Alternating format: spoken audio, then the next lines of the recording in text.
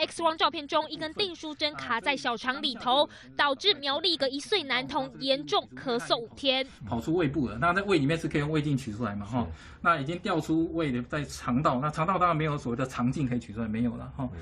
他又在比较前面，也没办法用那个直肠镜进去，也不行。医生说，订书针两端尖锐处有可能会造成肠道受伤穿孔，幸好评估过后没有立即危险性，不并开刀，就交由小儿科医师处理。我们就开了一些肠胃药，让它蠕动可以顺畅。好，那让它蠕动顺畅，它当然很顺利的随着这个蠕动这样排出去。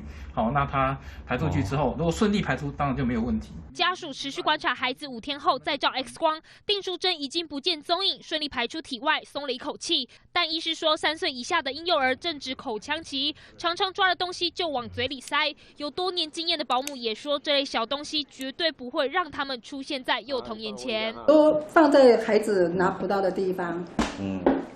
像那个小豆豆也是很危险，那个青菜豆子，万一不小心它塞到那个鼻子或耳朵，是很危险的事情哦。专家提醒，像是硬币、回纹针、电池等等，幼童放进口中不易被发现，家长还是得多加注意，孩子最好是不要离开视线，以免发生意外。